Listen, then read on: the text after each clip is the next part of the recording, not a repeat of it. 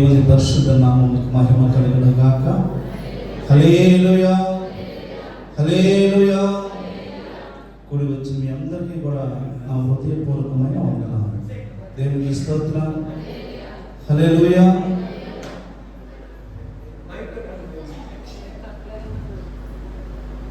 ఈ 2024 సంవత్సరం అంతా ప్రభు మనందరినీ ఆయన బలిష్టమైనటువంటి రెక్కల హస్తాల కింద కాసి కాపాడాడు. ఈ 2వ వారంలో మనం అందరం కూడా కలిసి దేవుని నామాన్ని స్తుతించి మహిమపరచని దేవుని ఇచ్చిన కృపను బట్టి మరొకసారి దేవుని స్తోత్రాలు చెల్లిద్దాం. హల్లెలూయా, హల్లెలూయా, హల్లెలూయా. సమయంలో పరిశుద్ధ గ్రంథం నుండి యోహాను సువార్త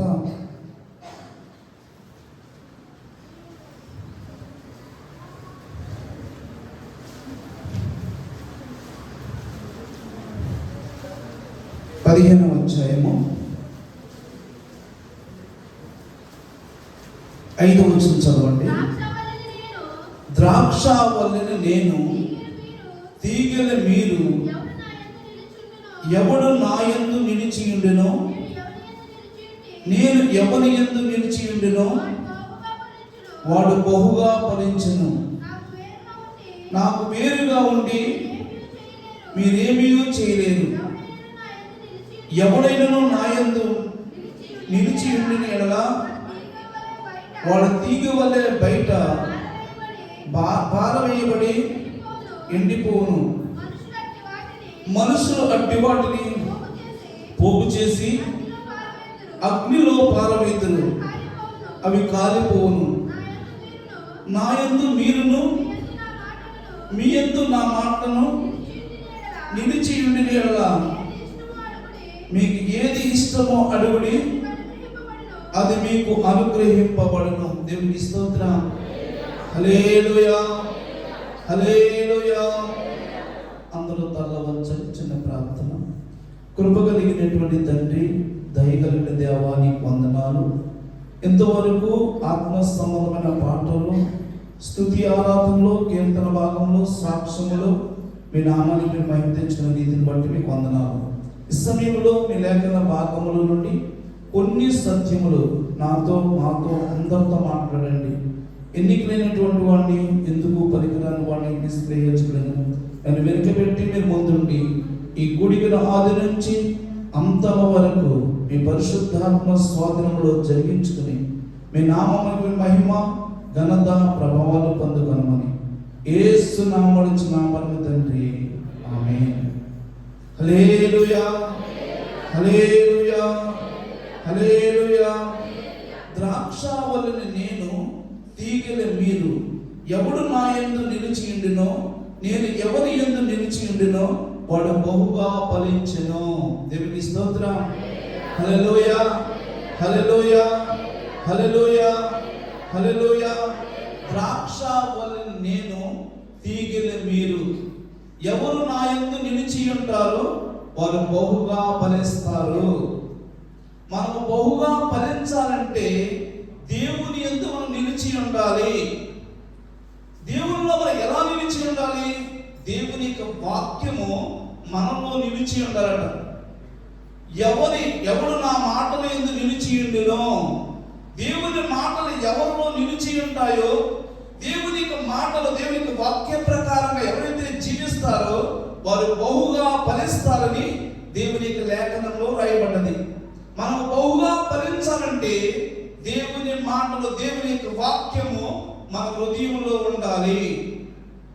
యోసేపు గురించి రాయబడ్డది. యోసేపు ఫలించని కొమ్మ. యోసేపు ఎలా ఫలించాడు? యోసేపు జీవితంలో ఇస్మాయిలుకు అమ్మివేయబడ్డాడు. ఐగుప్తు దేశానికి బానిసగా వచ్చాడు. బానిసగా వచ్చిన యోసేపు ఎలా ఫలించగలిగాడు? యోసేపులో దేవుని మాటలు నిలిచి ఉన్నాయట. దేవుని మాటలు నిలిచి ఉన్నాయి కాబట్టి పొతీఫరు భార్య పాపములకు ప్రేరేపించినప్పుడు, పాపం విషయంలో బలవంతం చేసినప్పుడు పాపాన్ని తప్పించుకుని పారిపోయాడు. దేవునికి స్తోత్రం. హల్లెలూయా. దేవుని మాటలే తన హృదయంలో లేకపోతే పొతీఫరు భార్యతో పాపం చేసి ఉండేవాడు. ఆ యొక్క తాత్కాలికమైనటువంటి ఆ గృహానికి ఒక అధిపతిగా ఉండేవాడు. కానీ యోసేపులో దేవుని మాటలు ఉన్నాయి, దేవుని భయం ఉంది. అయ్యో, నేను ఇలాంటి దుష్కార్యము చేసి నేను దేవుని చేతుల్లో నుంచి తప్పించుకోలేను. ఒక మనుషుల నుంచి తప్పించుకోగలను కానీ దేవుని చేతుల్లో నుంచి తప్పించుకోలేదని దేవుని మాటను బట్టి ఆయన భయపడ్డాడు. కాబట్టి భయముతో పాపాన్ని తప్పించుకున్నాడు. కాబట్టి అతను కొరకంట సింహాసనం ఎదురు చూసిందట. దేవునికి స్తోత్రం. హల్లెలూయా, హల్లెలూయా, హల్లెలూయా. ఏ ఐగుప్తు దేశానికి బానిసగా వెళ్ళాడో అదే ఐగుప్తు దేశంలో చక్రవర్తిగా మార్చబడ్డాడు. అంతగా ఫలించడానికి కారణం ఏంటి? దేవుని మాటలు ఆయనలో నిలిచి ఉన్నాయి. దేవునికి స్తోత్రం. హల్లెలూయా. ఈ కడవరి దినాల్లో మనం కూడా బహుగా ఫలించాలి అంటే మనం దేవుని మాటలు మనలో నిలిచి ఉండాలి. దేవుని యొక్క వాక్యం నిలిచి ఉండాలి. దేవుని యొక్క వాక్యం ఏం చెప్తుందో అదే ప్రకారంగా జీవించాలి. దేవునికి స్తోత్రం. హల్లెలూయా. అందులో చూడండి, యెషయా గ్రంథంలో రాయబడ్డది. యెషయా గ్రంథము 8వ అధ్యాయము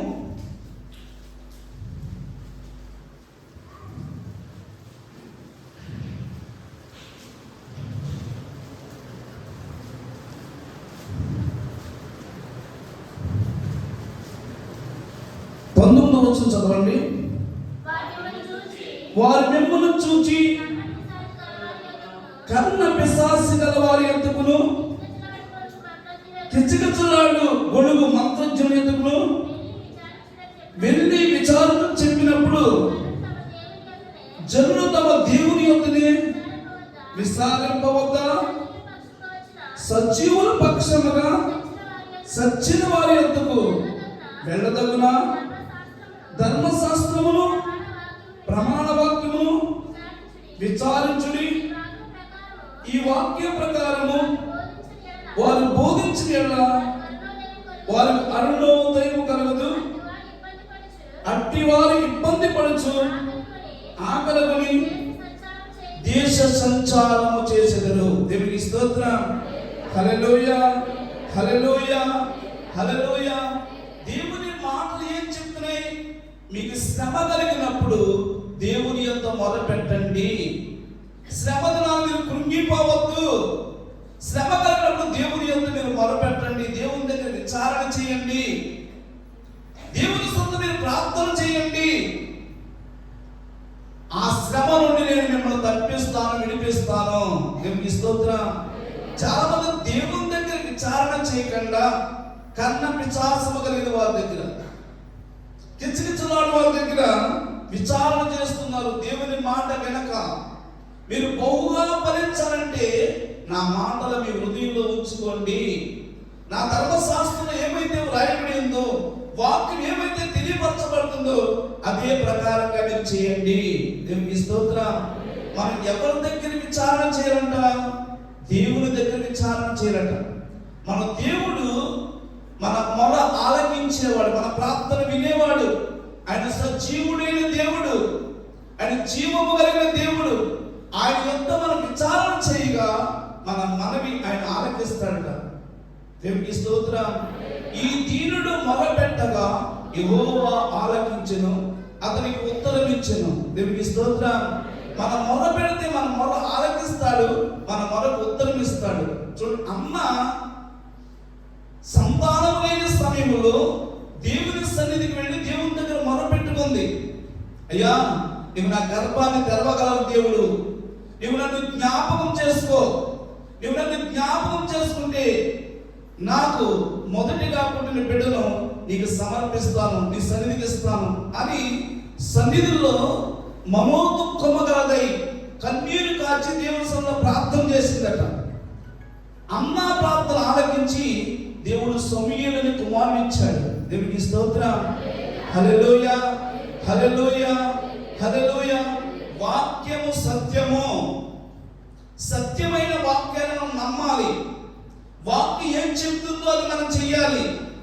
వాక్య ప్రకారంగా మనం జీవించగలిగితే, వాక్యాన్ని మన హృదయంలో ఉంచుకుని వాక్యంలో ఉన్న ప్రకారం నడుచుకుంటే భూమి మీద మనం బహుగా ఫలిస్తాం. ఒకవేళ దేవుని మాటలు మనలో నిలిచిలేక దేవుని మాట ప్రకారం మనం జీవించకపోతే మనకు అరుణోదయం కలగదట, వెలుగు కలగదట. చీకటిలో యుగ యుగాలు కూడా చీకటిలోనే ఉండాలి. ఆ కటిక చీకటిలో, ఆ గాఢాంధకారములో దేవదూతలు ఏ గాఢాంధకారములో అదే గాఢాంధకారానికి వెళ్ళాలి. దేవునికి స్తోత్రం. అందుకని మనందరికీ కూడా సత్యవాక్యం ఇవ్వబడది, ఉపదేశం ఇవ్వబడ్డది. ఉపదేశాన్ని మనం జాగ్రత్తగా వినాలి, ఉపదేశాన్ని అనుసరించాలి, ఉపదేశం ప్రకారంగా మనం జీవించాలి. దేవునికి స్తోత్రం. హల్లెలూయా. మనము బహుగా ఫలించాలని అందుకని చెప్పాడు, నేను ద్రాక్షావల్లిని, మీరు తీగలు. ద్రాక్షావల్లిలో ఉంటే తీగలు ఫలిస్తాయి. ద్రాక్షావల్లి నుంచి వేరుగా ఉంటే ఆ తీగులు ఏమాత్రం ఫలించవు, ఎండిపోతాయి, చివరి అగ్నికి కాల్చబడుతుంది. దేవునికి స్తోత్రం. హల్లెలూయా, హల్లెలూయా. దేవుని మాటలు మనలో నిలిచి ఉంటేనే, దేవుని మాట ప్రకారంగా జీవిస్తేనే మనం ఫలిస్తాం. అందుకే మత్తయి సువార్తలో ఈ నా మాటలు విని వాటి చొప్పున చేయి ప్రతి వాడును బండ మీద కట్టబడినటువంటి ఇంటిని పోలి ఉంటారు. ఈ నా మాటలు విని వాటి చొప్పున చేయి ప్రతి వాడును ఇసుక మీద కట్టబడిన ఇంటిని పోలి ఉంటారు. దేవునికి స్తోత్రం. హల్లెలూయా, హల్లెలూయా. ఒక ఇల్లు వలె కట్టబడాలంటే, ఆ ఇల్లు స్థిరముగా నిలిచి ఉండాలంటే దేవుని మాటల మనలో నిలిచి ఉండాలంట. దేవుని వాక్యం మనలో నిలిచి ఉండాలి. వాక్యాన్ని జ్ఞాపకం చేసుకోవాలి. వాక్యం ఏం చెప్తుందో అదే ప్రకారంగా చేయాలి. దేవునికి స్తోత్రం. చూడు, వాక్యమే మనలో లేకపోతే మనం ఏ స్థలానికి వెళ్ళినా భయం ఉండదు, ఏ దృశ్యాన్ని చూసినా భయం ఉండదు, ఏ తినకూడని పదార్థం తిన్నా భయం ఉండదు. ఎందుకని? వాక్యము మనలో లేదు కాబట్టి.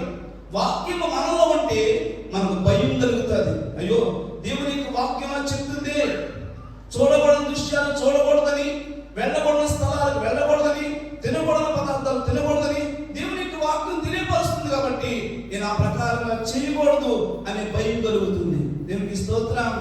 హల్లెలూయా, హల్లెలూయా. వాక్యం ఎప్పుడైతే మన హృదయం లేదు, మన హృదయం అంతా కఠినమైపోతుందట. ఇక మనం తింటే తప్పేంటి, చూస్తే తప్పేంటి, ఇలాంటి ఆలోచనలన్నీ కలుగుతూ ఉంటాయి. దాని ద్వారా చివరికి మన పరిస్థితి బహు ఘోరంగా ఉంటుంది. దేవునికి స్తోత్రం. హల్లెలూయా, హల్లెలూయా, హల్లెలూయా. అందుకని దేవుని వాక్యము ప్రతి వారం నిలిచి ఉండాలి. దేవుని వాక్యము నిలిచి ఉంటేనే మనం బహుగా ఫలించడానికి అవకాశం కలుగుతుంది. దేవుని వాక్యం మనలో లేకపోతే మనం బయట పారవేసిన తీగలాగైతే ఎండిపోతుందో మన పరిస్థితి కూడా ఒక దినాన్ని అలాగనే ఉంటుంది. దేవునికి స్తోత్రం. అందుకని యోహాను సువార్తలో కూడా మాట చూడండి. యోహాను సువార్త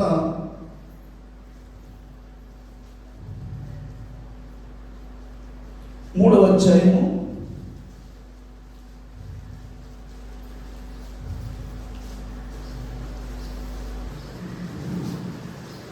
16వ వచనం చదవండి. దేవుడు లోకమును ఎంతో ప్రేమించెను, కాగా తన అద్వితీయ కుమారునిగా పుట్టిన వారి యందు విశ్వాసముంచు ప్రతివాడును నశింపగా నిత్య జీవం పొందినట్లు ఆయనను అనుగ్రహించెను. దేవునికి స్తోత్రం.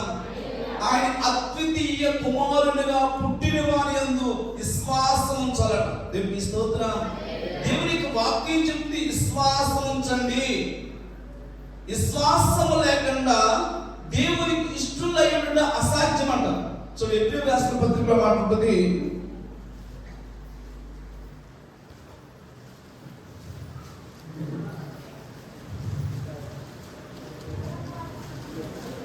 అధ్యాయము 6వ వచనం చదవండి.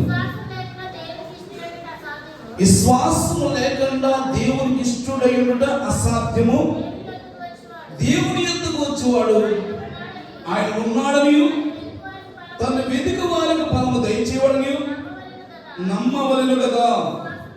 విశ్వాసం బట్టి నోహు అది వరకు చూడని సంగతుల గురించి దేవుని చేత హెచ్చరింపబడి భయభక్తులు గలవాడై తన ఇంటి వారి రక్షణ రక్షణ కొరకు ఒక వాడను సిద్ధము చేసెను. దేవునికి స్తోత్రం. హల్లెలూయా. విశ్వాసము లేకుండా దేవునికి ఇష్టమైనట అసాధ్యము. వాక్యం ఏం చెప్తుంది? మీ అందరిలో విశ్వాసం కావాలి. విశ్వాసం అంటే ఏంటి? దేవుడు ఉన్నాడని నమ్మాలట. దేవుడు ఆయన ఫలం దయచేస్తాడని నమ్మాలట. చూడండి, నోవాహులో ఉన్నటువంటి విశ్వాసం చూడండి. నోవాహు అది వరకు చూడని సంగతులు, ఎప్పుడు ఆ సంగతులు చూడలేదు. భూమి మీద వర్షం కురవడం చూడలేదు, భూమి మీద జల ప్రళయం రావడం చూడలేదు. అలాంటి పరిస్థితుల్లో నోవాహుతో దేవుడు చెప్పాడు, నోవాహు, భూమి మీదకి వర్షము కురవబోతుంది, వర్షము ద్వారా జల ప్రళయం రాబోతుంది, జల ప్రళయం ద్వారా ఈ మనుషులను నాశనం చేయబోతున్నాను అని దేవుడు హెచ్చరించినప్పుడంట నోవాహు దేవుని భయము కలిగిన వాడే, భయభక్తులు కలిగి విశ్వాసము ద్వారా వాడను కట్టుకున్నాడట. దేవునికి స్తోత్రం. హల్లెలూయా, హల్లెలూయా, హల్లెలూయా, హల్లెలూయా. మన భూమి మీద ఎందుకు రక్షణ పొందాలి? ఎందుకు రక్షణ సిద్ధపరచుకోవాలి? ఎందుకు దేవుని భయముతో భక్తి చేయాలి? ఒక దినాన్ని భయంకరమైన ఉగ్రత రాబోతుంది. ఆ రాబోయే ఉగ్రతను మనం తప్పించుకుని శ్రేష్టమైన పరలోకంలో నిత్యము ఆయనతో జీవించడానికి, నిత్య జీవాన్ని అనుగ్రహించడానికి ఆయన కుమారుని, అద్వితీయ కుమారుని భూమి మీద పంపించాడు. ఆ కుమారుని యందు ఎవరైతే విశ్వాసం ఉంచుతారో వారే నిత్య జీవం పొందుతారు. దేవునికి స్తోత్రం. హల్లెలూయా, హల్లెలూయా. దేవుని మాటల మీద మనకు విశ్వాసం ఉండాలి. విశ్వాసం లేకపోతే మనం దేవునికి ఇష్టలుగా ఉండలేము. దేవునికి ఇష్టలుగా ఉండాలంటే మనందరిలో విశ్వాసాన్ని కోరుతున్నాడు. దేవునికి స్తోత్రం. హల్లెలూయా, హల్లెలూయా. దేవునికి వాక్యం ఏం తెలియపరుస్తుంది మనకి? మీరందరూ విశ్వాసము గలవారై ఉండాలి. ఆ దినాల్లో నోవాహు విశ్వాసము గలవాడు కాబట్టి దేవుని భయము కలిగి, భక్తి కలిగి తన ఇంటి వారి రక్షణ కొరకు వాడను సిద్ధపరచుకున్నాడు. అందుకని వాడను సిద్ధపరచుకున్నాడు కాబట్టి ఆ ఇంటి వారు మాత్రమే జల ప్రళయం నుండి తప్పించబడ్డారు. దేవుని మాటలు చాలా మంది ప్రకటించబడ్డాయి. నోవాహు 120 సంవత్సరాల వాడను కడుతూ దేవుని వాక్యాన్ని బోధించాడట, దేవుని మాటలు తెలియపరిచాడట. కానీ ఏ ఒక్కరు కూడా దేవుని మాటలు వినలేదు, దేవుని మాటలు హృదయంలో చేర్చుకోలేదు. అందుకని వాళ్ళు విశ్వాసము లేకే వాళ్ళు జల ప్రళయంలో చనిపోయారు.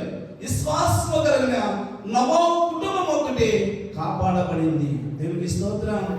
దేవుని యొక్క వాక్యం మనందరికీ తెలియపరిచేది ఏంటంటే మనందరిలో విశ్వాసం కావాలని. విశ్వాసం లేకపోతే మనం దేవునికి ఇష్టలుగా ఉండలేము. దేవునికి ఇష్టలుగా లేకపోతే పరలోక రాజ్యం నిత్య జీవానికి చేరలేము. నిత్య జీవానికి చేరడానికి మా అందరిలో విశ్వాసం కావాలని దేవుడు కోరుతున్నాడు. దేవునికి స్తోత్రం. హల్లెలూయా, హల్లెలూయా.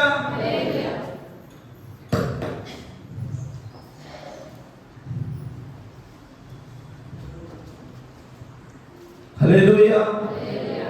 విశ్వాసము మనందరికీ అవసరమైనది. దేవుని యొక్క వాక్య ప్రకారం అందరికీ విశ్వాసం ఉండాలి. రెండవది ఏముండాలి? ఎబ్రీయులకు రాసిన పత్రికలోనే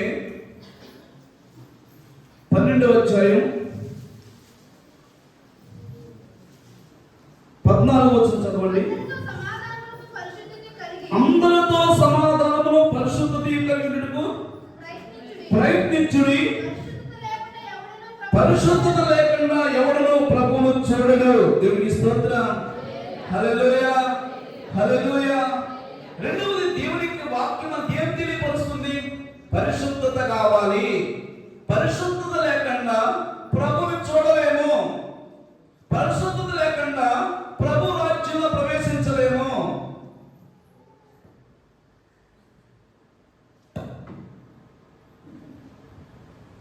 దేవునికి స్తోత్రం. హల్లెలూయా. దేవుని యొక్క వాక్యం పరిశుద్ధత గురించి తెలియపరుస్తుంది. అందుకనే క్రైస్తవ భక్తి జీవితంలో పరిశుద్ధత కలిగి ఉండాలి. మన దేవుడు పరిశుద్ధుడు. పరిశుద్ధుడు అంటే పాపము లేనివాడు. యేసుక్రీస్తు ప్రభువులో పాపము లేదు. నాలో పాపం ఉన్నదని ఎవరైనా రుజువు చేయగలరా? శాస్త్రంలో కానీ పరిచర్యలో కానీ ఎవ్వరు కూడా ఆయనలో పాపం ఉన్నట్టుగా ఎవరు రుజువు చేయలేకపోయారు. కారణం ఆయనలో పాపము లేదు కాబట్టి. దేవునికి స్తోత్రం, హల్లెలూయా. దేవునికి వాక్యం ఏమని తెలియపరుస్తుంది? పరిశుద్ధంగా జీవించాలని. పరిశుద్ధత లేకపోతే మనం ప్రభువుని చేరలేమని, ప్రభు రాజ్యంలో ప్రవేశించలేమని. అందుకే దేవునిని కలిగిన మనం, దేవుని సన్నిధికి వస్తున్న మనము పరిశుద్ధంగా బ్రతకాలి. ప్రతి పాపాన్ని మనం తప్పించుకోవాలి. పాపానికి బానిసమైపోతే, పాపంలో మనం చిక్కుకుంటే, మన పాపం ద్వారా వచ్చే జీతము మరణమే. పాపానికి వచ్చే జీతం ఏంటి? మరణము. ఆ మరణం ఏంటి? రెండవ మరణం. దేవునికి స్తోత్రం, హల్లెలూయా. దేవునికి వాక్యం మనకు తెలియపరుస్తుంది, మీరు పరిశుద్ధంగా ఉండండి. పరిశుద్ధంగా ఉంటేనే ప్రభువుని చూస్తారు, ప్రభు రాజ్యంలో ప్రవేశిస్తారు. దేవునికి స్తోత్రం. వాక్యం ఇన్ని రీతిలుగా మనకు బోధించిన పరిశుద్ధతలో మనం జీవించలేకపోతున్నాం. పరిశుద్ధత కలిగి మనం ఉండాలి. యేసుక్రీస్తు ప్రభు ఈ లోకంలో పరిశుద్ధత కలిగి జీవించాడు. ఆయన సన్నిధిలో భక్తి కలిగిన వారు చాలా మంది పరిశుద్ధంగా బ్రతికారు. దేవునికి స్తోత్రం, హల్లెలూయా. అందుకని ఒక స్త్రీ పాపము చేసినప్పుడు పట్టుకున్నప్పుడు ధర్మశాస్త్రం ఏం రాయబడ్డదంటే, పాపము చేసిన వ్యక్తిని రాళ్లతో కొట్టి చంపాలని ధర్మశాస్త్రం రాయబడ్డది. ఆ యొక్క ఊరి ప్రజలు ఏం చేశారంటే, ఆ పాపం చేసిన స్త్రీని ఊరు వెలుపడికి తీసుకొచ్చి రాళ్ళు సిద్ధపరిచించారు. అదే సమయానికి యేసు ప్రభు స్థలానికి వచ్చారు. అక్కడ యేసు ప్రభు వారిని ప్రశ్నించారు, అయ్యా, మా ధర్మశాస్త్రంలో పాపము చేసిన వ్యక్తిని రాళ్లతో కొట్టి చంపాలని మా ధర్మశాస్త్రం రాయబడి ఉంది, అసలు నీ ఉద్దేశం ఏంటి అని అడిగారు. యేసు ప్రభు వారు చెప్పారు, మీ ధర్మశాస్త్రం ఉన్న ప్రకారంగానే చేయండి, కానీ మీలో పాపము లేని వ్యక్తి మొదట రాయి వేయండి అన్నాడు. పాపము ఎవరిలోనూ లేనట్టుగా కనబడ్డది, కానీ ఆయన చూచి ఆయన విషయం మీద వారు చేస్తున్న పాపాలు రాసినప్పుడు ప్రతి వారు ఒంగు చూచి రాయి విడిచిపెట్టి వెళ్ళిపోయారట. దేవునికి స్తోత్రం, హల్లెలూయా, హల్లెలూయా, హల్లెలూయా.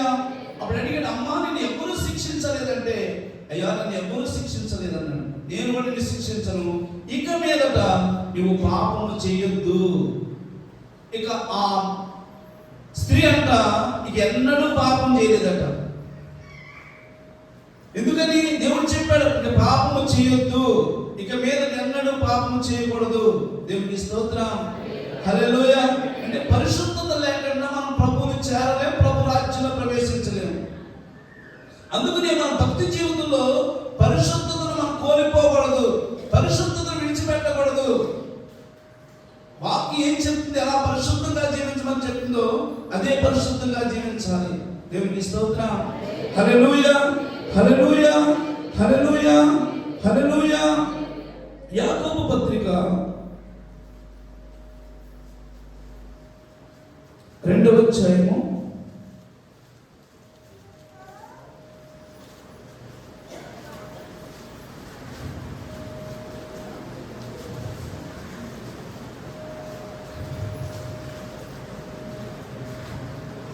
4వ వచనం చదువు, 4వ వచనం.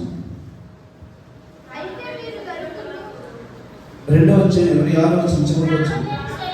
ప్రాణము లేని శరీరం ఎలాగ మృతమో అలాగే క్రియలు లేని విశ్వాసం కూడా మృతము అన్నాడు. దేవునికి స్తోత్రం. అంటే మన విశ్వాసంలో క్రియాపూర్వకంగా ఉన్నారు, క్రియపూర్వకంగా ఉన్నారట. రహాబు అనే వేశ్య ఆ యొక్క యెరికో పట్టణంలో నివసించినప్పుడు ఆ ఈగిలి వారు తప్పించింది విశ్వాసంతో. దేవునికి స్తోత్రం, హల్లెలూయా, హల్లెలూయా, హల్లెలూయా. మనుషుడు విశ్వాసం మూలమున మాత్రము కాక క్రియల మూలములను నీతిమంతులని ఎంచబడని మీరు దీని వల్ల గ్రహించితిరి. అటువంటి రహాబు అనే వేశ్య కూడా దూతలను చేర్చుకుని వేరొక మార్గమున వారి వెలుపలికి పంపివేసినప్పుడు క్రియల మూలముగా నీతిమంతురాలని ఎంచబడింది కదా. దేవునికి స్తోత్రం, హల్లెలూయా. క్రియల పూర్వకముగా ఎందుకంటే రాహాబు అనే వేశ్యకు తెలుసు ఇశ్రాయేలు దేవుడు గొప్పవాడు, ఇశ్రాయేలు దేవుడు వాగ్దానం చేసిన దేశాన్ని చేరుస్తాడు, ఎరుకో పట్టణాన్ని నాశనం చేస్తాడు అని మిగిలిన వారి విశ్వాసముతో వాళ్ళని బయటకు పంపించిందట. వేరొక మార్గాన్ని పంపించింది. అందుకనే వేశ్య అయినప్పటికీ కూడా రాహాబు ఇశ్రాయేలులో చేర్చబడ్డది. దేవునికి స్తోత్రం, హల్లెలూయా. అందుకనే మనం క్రియాపూర్వకంగా ఉండాలి. క్రియాపూర్వకముగా విశ్వాసం ఉన్న మనలో క్రియలు కూడా కనబడాలి. క్రియలు లేని విశ్వాసం అంట మృతం అంట, చనిపోయిన దాంతో సమానం. దేవునికి స్తోత్రం, హల్లెలూయా, హల్లెలూయా. యేసు ప్రభువు వారు ఏది చేసినా క్రియాపూర్వకంగా చేయడం ప్రారంభించారు. ఆయన క్రియలలో కనబడతా ఉన్నాయి. ఆయన చేసిన ప్రతి కార్యమును కూడా దేవునికి స్తోత్రం, మనలో చేస్తున్న ప్రతి కార్యం క్రియాపూర్వకం ఉండాలి. రాహాబు అనే వేశ్య క్రియాపూర్వకంగా చేసింది. ఏగిరి వారు వేరొక మార్గాన్ని పంపించింది. ఏగిరి వారిని తన యొక్క పట్టణంలో ఉన్నటువంటి ఆ రాజుకు అప్పగించలేదు. ఎందుకంటే రాహాబుకి తెలుసు ఎరుకో పట్టణం నాశనం కాబోతుంది, దేవుడు ఎరుకో పట్టణాన్ని నాశనం చేస్తాడు, ఎరుకోలో ప్రజలందరూ నాశనం అవుతారు. కాబట్టి రాహాబు విశ్వాసము ద్వారా ఏగిరి వారిని వేరొక మార్గాన్ని తప్పించింది. దేవునికి స్తోత్రం, హల్లెలూయా. మనలో విశ్వాసముతో పాటు క్రియలు కూడా ఉండాలి. క్రియలు అంటే దేవుడు ఏం చెప్పాడో తప్పకుండా చేయాలి. దేవుడు చెప్పినట్టుగానే నడుచుకోవాలి. క్రియాపూర్వకంగా కూడా కనబడాలి. దేవునికి స్తోత్రం, హల్లెలూయా, హల్లెలూయా. మాటల వరకు కాదు, చేతల వరకు కూడా కనబడాలి. మనం అంటాం విశ్వాసం ఉండాలండి, విశ్వాసం మనవంతులకి విశ్వాసం కోల్పోతా ఉన్నాం. దేవునికి స్తోత్రం, హల్లెలూయా, హల్లెలూయా, హల్లెలూయా. మన అందరిలోనూ కూడా విశ్వాసం కావాలని దేవుడు కోరుకున్నాడు. విశ్వాసం లేకపోతే మనం దేవునికి ఇష్టలుగా ఉండలేం. మన విశ్వాసం ఏంటి? మనందరికీ శ్రేష్టమైన పరలోకం ఉన్నది. ఆ పరలోకం కోసమే భూమి మీద భక్తి చేయాలి. ఆ భక్తి పరలోకం కోసమే విశ్వాసంతో భక్తి చేయాలట. రెండోది, పరలోకానికి వెళ్ళాలంటే పరిశుద్ధత కావాలి. పరిశుద్ధత లేకుండా మనం ప్రభువును చూడలేము. ప్రభువును చూడాలంటే, ప్రభు రాజ్యంలో ప్రవేశించాలంటే మనందరిలో పరిశుద్ధత కావాలి. దేవునికి స్తోత్రం, హల్లెలూయా, హల్లెలూయా, హల్లెలూయా, హల్లెలూయా. అందుకనే పరిశుద్ధత లేకుండా ఎవరినూ ప్రభువును చూడలేరు. క్రైస్తవ భక్తి జీవితంలో పరిశుద్ధత చాలా అవసరం. మనం పరిశుద్ధంగా జీవించకపోతే, పరిశుద్ధంగా బ్రతకకపోతే ఆయన రాజ్యంలో ఎంత మాత్రం ప్రవేశించలేరు. మనం బహుగా ఫలించాలంటే దేవునికి వాక్యం ఏం చెప్తుంది? మీరు పరిశుద్ధంగా ఉండాలి. పరిశుద్ధంగా ఉంటేనే ఫలిస్తారు. పరిశుద్ధత లేకపోతే ఆ ఫలింపు అనేది మీలో ఎంత మాత్రం కనబడదు. దేవునికి స్తోత్రం. ఆ ఒలిలో తీగ ఎలా అయితే కాలవేయబడుతుందో, అగ్నితో ఎలా కాల్చబడుతుందో, మీ జీవితం కూడా అదే మాదిరిగా ఉంటుంది. దేవునికి స్తోత్రం, హల్లెలూయా. దేవుని యొక్క వాక్యం మన హృదయంలో ఎప్పుడు నిలిచి ఉండాలి. వాక్యం ఏం చెప్తుందో అదే ప్రకారంగా మనం చేయాలి.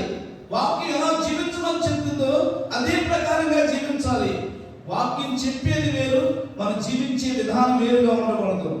అలా జీవిస్తే మనం దేవుని సన్నిధిలో ఏమాత్రం ఫలించలేము. దేవునికి స్తోత్రం, హల్లెలూయా, హల్లెలూయా, హల్లెలూయా. చూడండి, అపోస్తలుల కార్యములు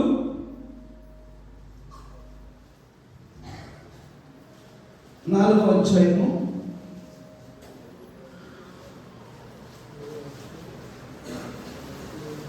32వ వచనం చదవండి.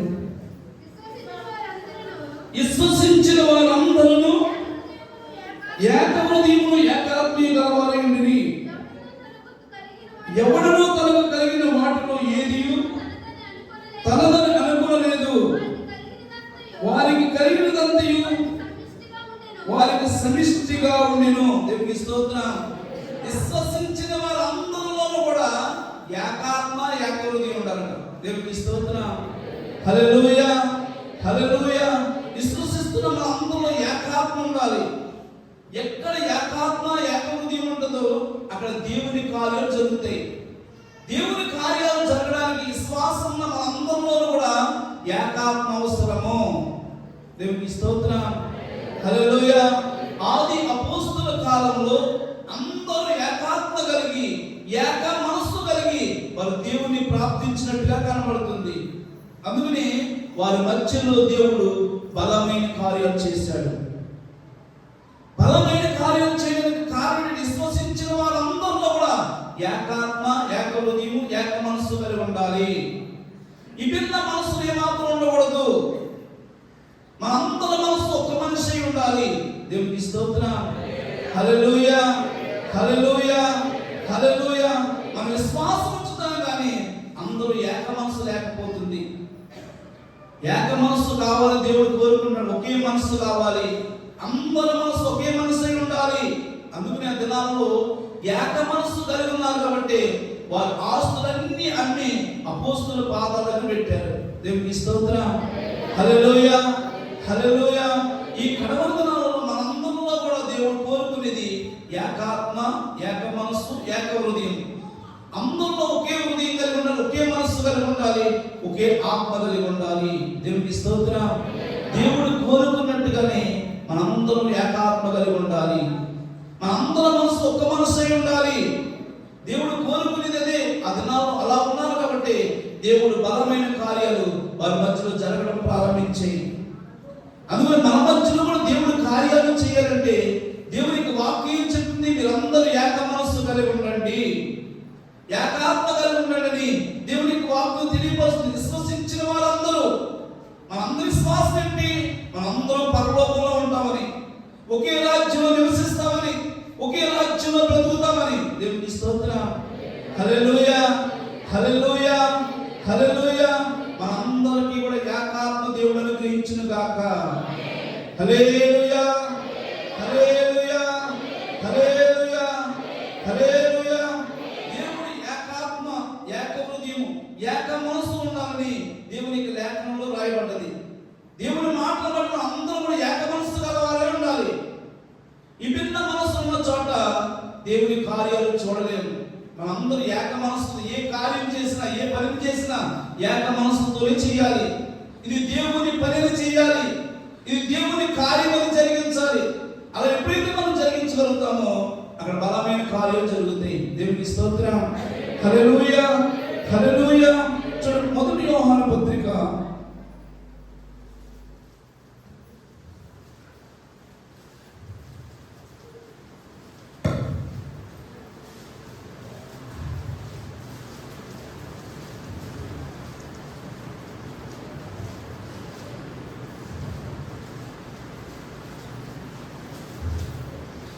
1వ అధ్యాయము